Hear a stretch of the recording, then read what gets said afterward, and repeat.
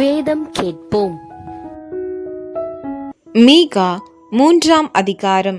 நான் சொன்னது யாக்கோபின் தலைவர்களே, இஸ்ரவேலின் வம்சத்து அதிபதிகளே, நியாயம் இன்னதென்று அறிவது உங்களுக்கு அல்லவோ அடுத்தது.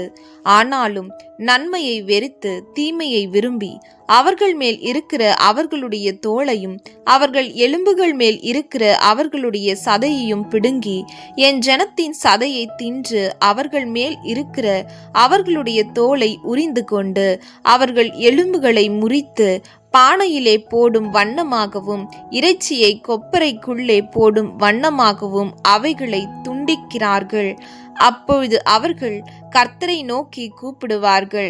ஆனாலும் அவர்கள் தங்கள் கிரியைகளில் பொல்லாதவர்கள் ஆனபடியினால் அவர் அவர்களுக்கு மறு உத்தரவு கொடாமல் தமது முகத்தை அக்காலத்திலே அவர்களுக்கு மறைத்து கொள்ளுவார்.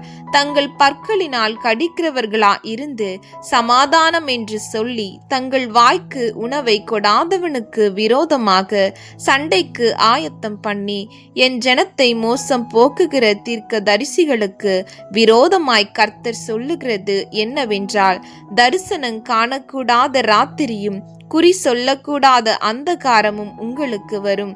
தீர்க்க தரிசிகளின் மேல் சூரியன் அஸ்தமித்து அவர்கள் மேல் பகல் காரிருளாய் போகும். தரிசனம் பார்க்கிறவர்கள் வெட்கி குறி சொல்லுகிறவர்கள் நாணி உத்தரவு கொடுக்கிற தேவன் இல்லாததினால் அவர்கள் எல்லாரும் தங்கள் வாயை மூடுவார்கள். நானோ யாக்கோபுக்கு அவன் மீறுதலையும் இஸ்ரவேலுக்கு அவன் பாவத்தையும் அறிவிக்கும்படி கர்த்தருடைய ஆவி அருளிய பலத்தினாலும் நியாயத்தினாலும் பராக்கிரமத்தினாலும் நிரப்பப்பட்டிருக்கிறேன். நியாயத்தை அருவருத்து செம்மையானவைகளை எல்லாம் கோணலாக்கி சியோனை இரத்த பழியினாலும் எருசலேமை அநியாயத்தினாலும் கட்டுவிக்கிற யாக்கோபு வம்சத்து தலைவர்களே, இஸ்ரவேல் வம்சத்து அதிபதிகளே, இதை கேளுங்கள். அதன் தலைவர்கள் பரிதானத்துக்கு நியாயம் தீர்க்கிறார்கள். அதன் ஆசாரியர்கள் கூலிக்கு உபதேசிக்கிறார்கள். அதன் தீர்க்க தரிசிகள் பணத்துக்கு குறி சொல்லுகிறார்கள்.